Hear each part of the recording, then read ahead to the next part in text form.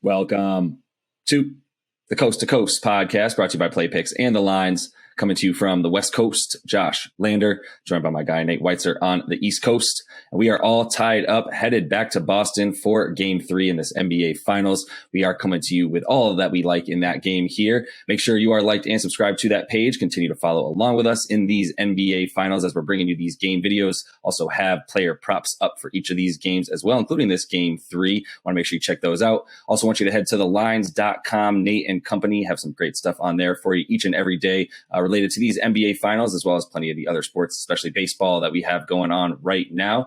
So make sure you do check all that out. And as always, if you do still need a FanDuel or DraftKings account, head to FDPicks.com or DKPicks.com. Find those listings in your area, such as what we've got for Game 3. Nate, let's get into it. Yeah, the series odds are dead even now, pretty much. Golden State a little bit shorter at minus 115. Curry, interesting. Finals MVP odds is even money at DK. Tatum getting much better odds at FanDuel to be that MVP. If you're going to bet the Celtics, he's almost certainly going to be it. But yes, we're talking Game 3 Wednesday night with it 1-1. Hinges on that, and the Celtics are 3.5 point favorites. We got a total of 212.5. Down about 4 from that last game, which did indeed go under by a hell of a lot, as we kind of estimated. Also talked a little bit about the officiating and the expectation that the Warriors would get a few calls in order to keep this series from being a runaway. It was pretty subtle, I think. I'm not insinuating in any way that the NBA has some sort of agenda or there's a point of emphasis for the refs to make sure series are extended.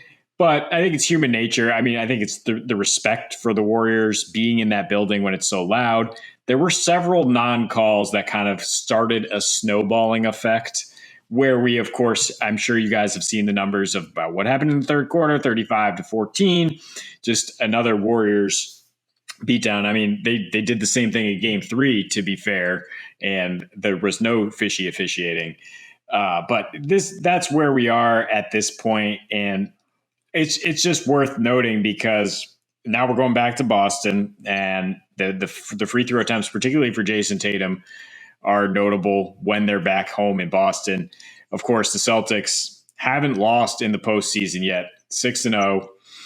Their defensive rating 6 points better at home. They're scoring 6 more points per game. Offensive rating 5 points better. They were pretty steady both places throughout the year, so I'm kind of actually surprised to see that they've been better at home in this postseason. Mm-hmm. But that is the case, and they've answered the call every time there's been a gut check here, as the Warriors just did. If the interesting thing with Gary Payton back, Iggy out, is the Warriors' ability to go smaller and quicker, and that got Jordan Poole going.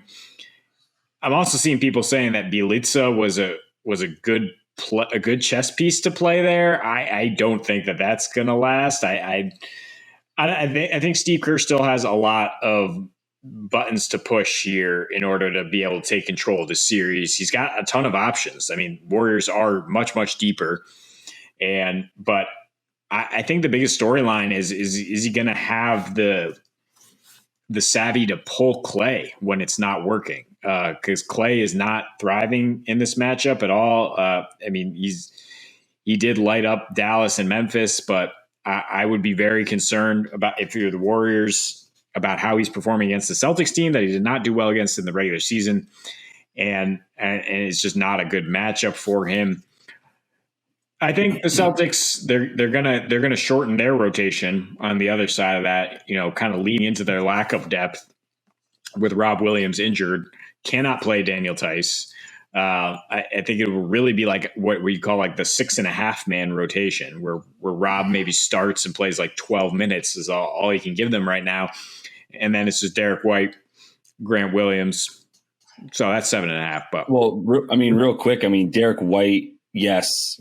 Grant Williams has been about as bad as Daniel Tice in this series so far. And honestly, like I already was thinking that before really even looking up if that was validated by my eyes. And the stats back up what I was seeing, which is Grant Williams is borderline unplayable. I mean, in game one where they won, and for the most part, everybody had a positive and really nice net rating, including Derek White's plus 44. Grant Williams and Daniel Tice were the only two, players that actually got into that rotation, playing enough minutes to warrant that, stats and minus 18, minus 27. So I think that is a bit of a something to look at here, right? Rob Will, do we know what his status is right now? Is he actually out, or is he just not likely to play very much in that game? He's just limping through the series. It's just, you never know. Yeah, I mean, he's going to try to play every night, but he didn't have much to give them. And to that point, like, that's why I think like he's the stats about, when he's in, when he's not in, what they look like when there's no one protecting the rim to his, with his skill set, that those are valid, because even if he is playing at this point, he's not much of a factor in that tumble he took when Marcus Smart fell into his leg, obviously accidentally. That was nasty, and that definitely turned his leg the wrong way, the bad one, et cetera. So I think that there is something to consider there. That being said, as well, the small ball lineup for Boston, that's why I bring up, that Grant Williams hasn't looked as good. But look, you can get away with Derek White against this Warriors team. If they want to try to counter with a guy like Bjelica, he had some good minutes, but he wasn't really playing alongside many of the starters. He really was just playing in that Looney role, and he didn't even shoot a 3-pointer to really warrant his sort of, to really warrant his duality there on offense, right? What he can bring to the court. He didn't really exhibit it, and I think that's really because that was the point of why he was in there, was not to be that. He was that sort of dunker spot role and offensive rebound crasher for the Dubs, which he did really well. So what I'm looking at in this game, man, and starting with just the under is that it's a lot more of that. I do think that this is a game that Boston should win. I think I was telling you this earlier. If you are leaving the first two games of this series and coming back to Boston as an observer thinking that the Warriors are a better team, then I think you're crazy. I think you're right that they're deeper. They have more guys they can play in an NBA Finals game for sure. Even their rooks, in terms of Moody and Kuminga, it could potentially give them some good minutes and are skilled enough to be here. Don't get flustered enough to be here, as they've shown in the playoffs so far. But as far as like you said, the top 6.5, even they need more from Grant Williams. I think he's obviously capable of a lot better than he's shown, especially on the defensive end, where it's been tough for him, and he's almost been hunted in a way. Between those, 1 over 2 of those 3 guards that are playing handoff at the top of the key for the Warriors. So he's definitely going to have to show more there to warrant him being on the court. He hit a nice 3 for them, in this game as well, that ended up being for naught.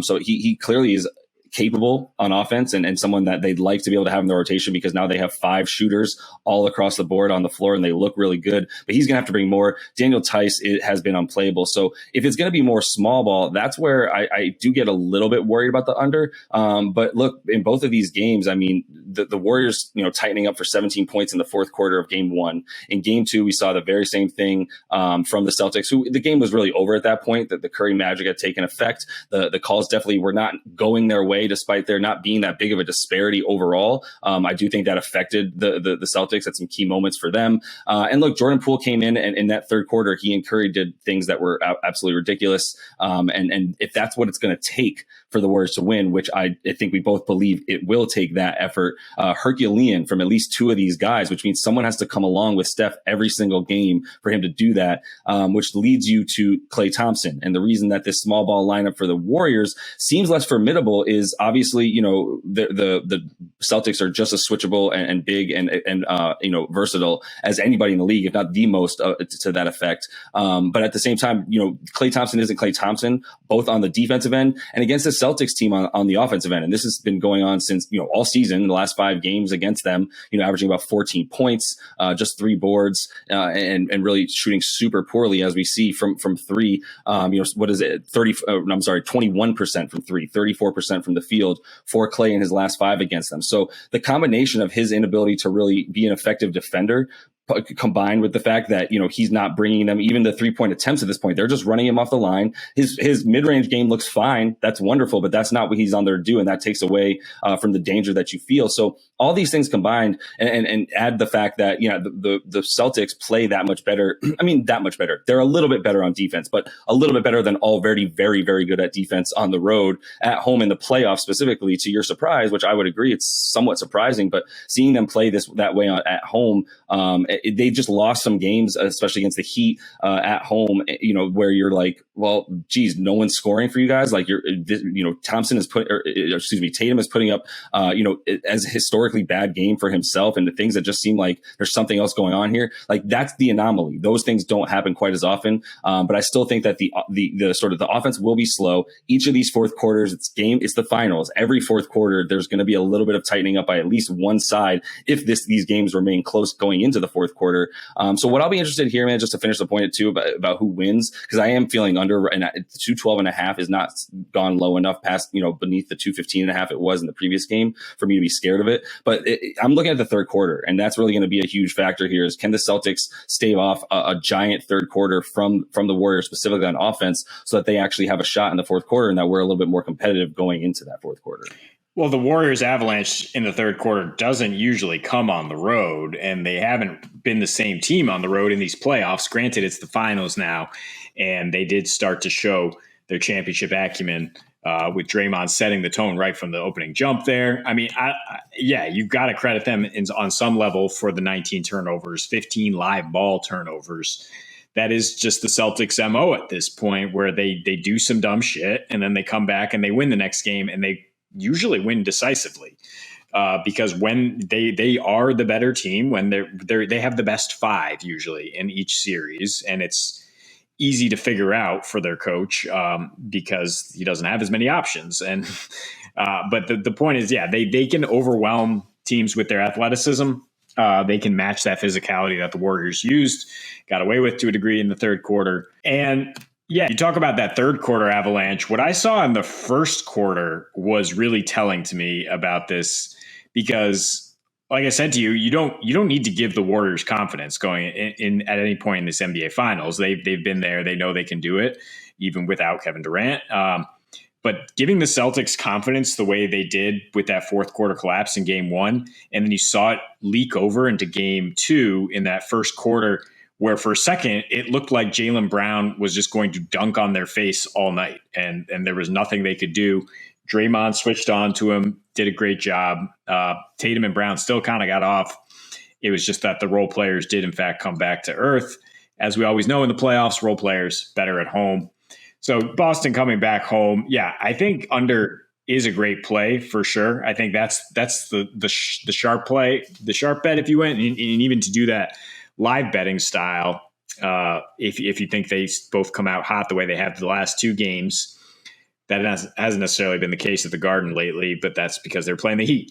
That's the bet, but I think the bet to feel real snooty about it is to take the Celtics, even take them at an alternate line, because if they don't do dumb shit, like I said in the last video, on defense, like leave Steph Curry open, let him get going, and then all of a sudden he can hit everything.